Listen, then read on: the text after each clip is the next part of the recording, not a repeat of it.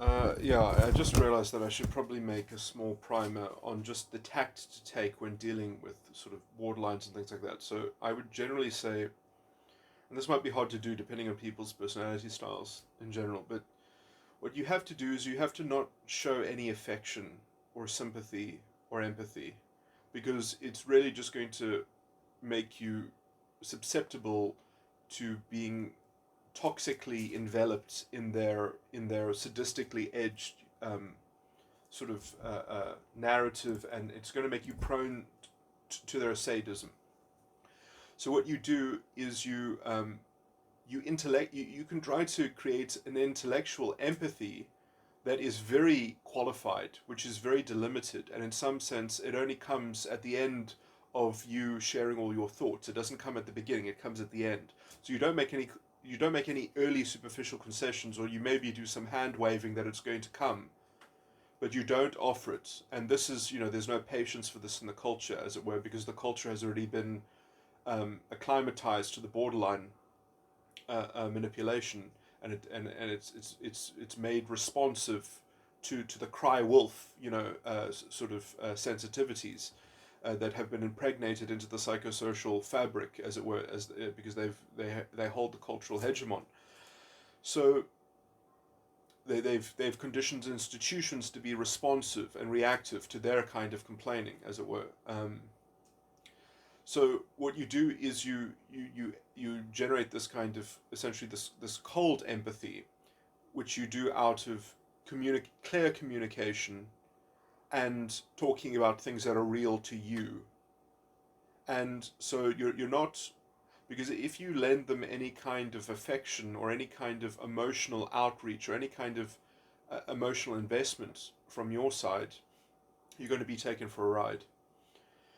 And just watch what they do with your communication and watch what they do with your reality, and then you'll see very clearly how much they uh, erode and deride and disorientate and derange, and how they try use those two things to create a narrative as to how you should be enforced to give them affection, and how you should be forced to give affection and emotional investment into their reductions of life and reality and their narrative, and there you can quite clearly, you won't get confused then, because you'll see the kind of confusion that they're trying to deploy, that they're trying to involve you in, that they're trying to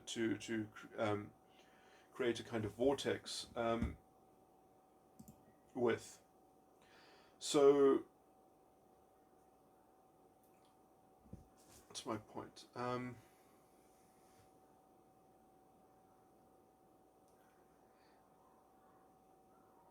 Oh yeah, so yeah, I guess I'm just giving advice as to how to actually practically deal with these sort of people, and so that's a very sort of basic outline of how you can have a consistency, how you can have a coherent line, which is going to look unpopular, because they will, especially at the start, especially if you don't have a prolonged pattern of engagement that it is recorded in some way, then you have no hope of having your version win out against their, because they've got an army of different versions and different contexts, and because their narrative is very amenable to being confected and being contrived, because they can interpret everything to just fit their overarching angle and their overarching story, which is very dishonest when you're actually dealing with it in the immediate, because you can tell that they go along one thread, and then as soon as they hear you say something that kind of makes that less convenient for them to continue to harp on, then they'll quickly sort of invert the issue entirely, and they'll sort of seesaw it between um, the between making themselves seem vulnerable in terms of their envy, concealment, and sort of stressing uh, uh, the differences that rationally um, illustrate that there is and imply that there is a systemic imposition of of a break in the moral fabric, and that moral fabric is made up of the envy concealment in some sense. That conflation of a collective culpability, um, that then can be borne separate but equally. They always have to create a medium that can be apportioned separate but equally.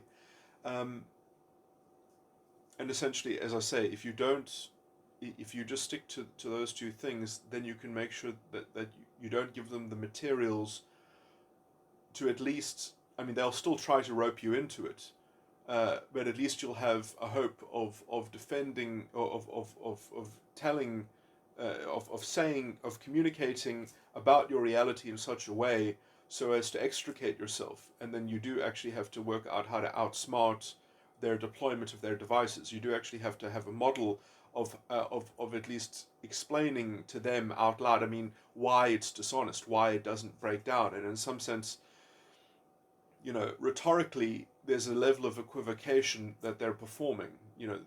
They are using the same words to mean different things, and so that they can kind of.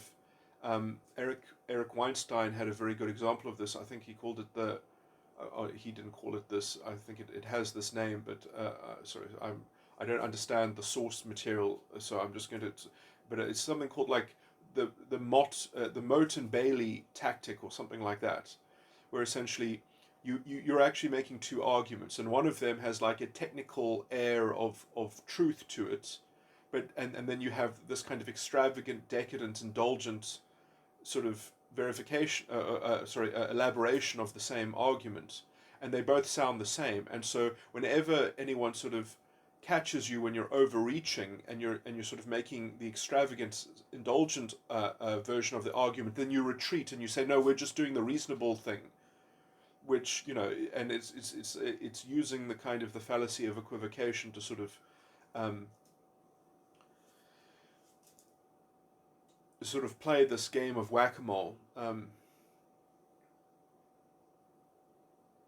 Okay, this recording is not so. Whenever I get into technical issues, I kind of lose it when I'm not talking to someone in particular. Because if I'm talking to another human being, then at least I can sort of center along their thread of attention and I can explain it to them. But yeah, I think that vaguely that sort of covers, at least some important aspects, I think, of how to intellectually contend with these fraudsters, these con artists, these charlatans, these pretenders. And it's also how to, in some sense, deal with borderlines. Although obviously, if you have a history with a borderline, it can be problematic, because then they can have essentially references to you. They can have collected contracts with you, which they still think are valid and viable, and then they still sort of leverage them because they perhaps attached to your subconscious at one time or another, and so they expect that a similar tactic should work, they should be able to deploy something that accomplishes the same kind of Trojan horse success that they've gotten in the past, or they just move on to a new target. I guess that's really what you have to hope for, is just that they move on to a new pasture in some sense. I mean, generally the success rate for borderlines actually, is, I mean, it is really possible. I really believe that borderlines can recover. They can stop being borderline. It is rare. Um, it would perhaps be less rare if we had a culture that was less amenable to their manipulation, in some sense. That if more people made them confront their own sort of the greed, as it were, as being the proximate impediment of their life, instead of them being able to translate that into this kind of pseudo-intellectual complaint, or confected emotional negativity, which they leverage as a glass house, um, uh, uh, uh, as a glass house projection of power, that the disorder that is happening within their glass house, the dysfunction that is happening internally to them, means that you can't throw stones at their glass house, because you can already see that it's already in mired in internal chaos in some sense, or it's mired in internal incoherence. Um, and they leverage that internal incoherence as a kind of emergency situation that other people just have to sort of cope with and absorb and support. And that is the kind of the sympathetic, the web of intellectual sympathy that becomes the confected group culpability, collective culpability. So they're always engineering some form of convoluted form of accountability and responsibility that has been outsourced, exteriorized, that is projected onto the environment, onto a shared space, so that they can enforce a kind of coercive compatriotism. They actually need the emotion. They need the emotional energy from their host. They need the emotional investment from their host. And if you don't give them compatriotism, if you give them only technical compliance with qualified reservations and qualified technical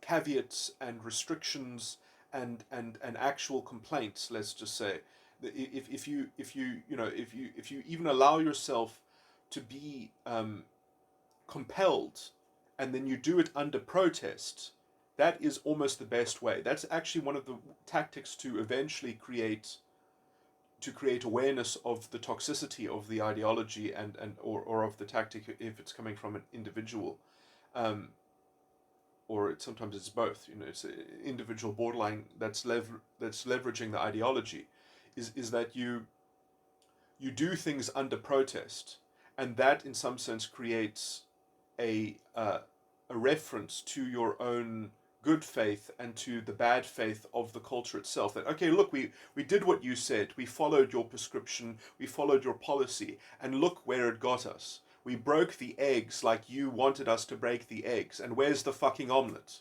That's the another. I was going to say I got that from Eric Weinstein, but no, I heard that repeated from Douglas Murray.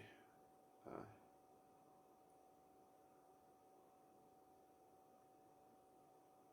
and it is this kind of clear thinking, which is, the breath of fresh air when you, and I finally saw his name properly spelled out. I always say his name backwards. Coleman Hughes is his name, not Hugh Coleman.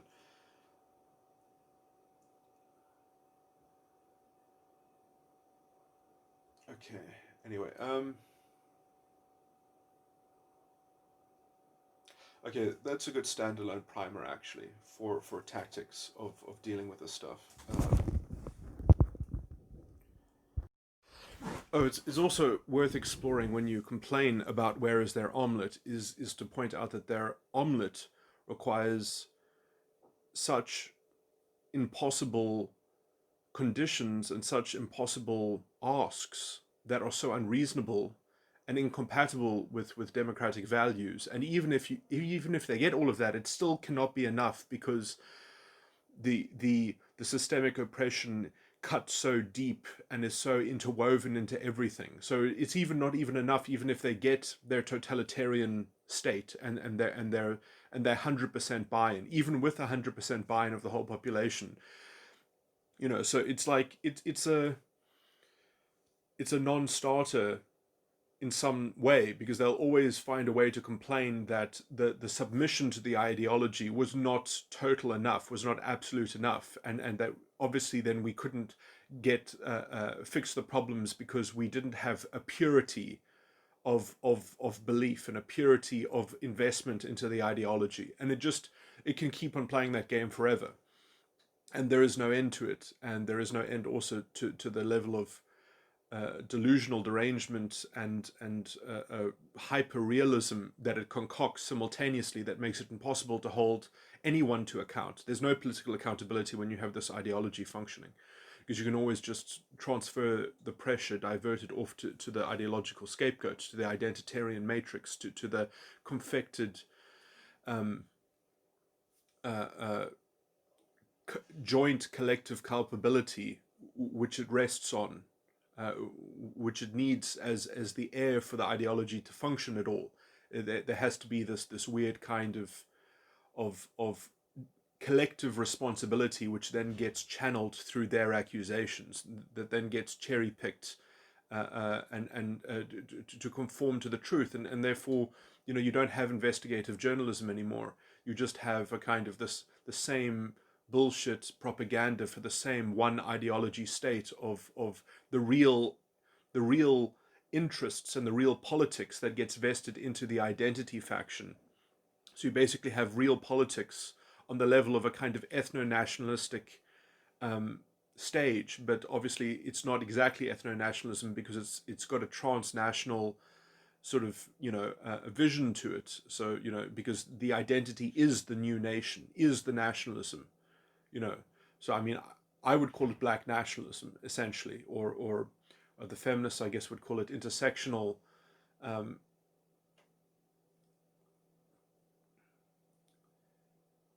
That's the political arena that they inhabit anyway. I mean, to put a label on it is not important that much. But I mean, yeah, it's hard to exactly put a label on it because it's such a rotten form of destabilization to liberal values and secular politics, where essentially whatever the intersectional basket is becomes your collective communion, becomes your piece of the collective puzzle, and you can leverage that as the wedge for the that's how the Democrats even call it, the wedge politics that they have to sort of cater to. And it's basically ethno-nationalism philosophy. It's woven into it, like right at the base. It has ethno-nationalistic belief structures and conceptualizations of society, and yeah, I mean, it just can't it can't coexist with a liberal democracy. They will always turn it into a sham, which they already have in South Africa. South Africa doesn't really have liberal politics anymore, by and large. And that, I would say, is at the feet of the journalistic establishment, because journalism has just made itself utterly prone to fueling this one ideology state, and that that is the only form of politics that they will essentially service in terms of reporting, in terms of collating, reporting on the world, reporting on reality, and making sense. They will only make sense of it in that capacity, in that way of interpreting issues relative to the identity and what politics owes the identity, and not the people on the ground. The individuals have been lost to the identitarian matrix. Again,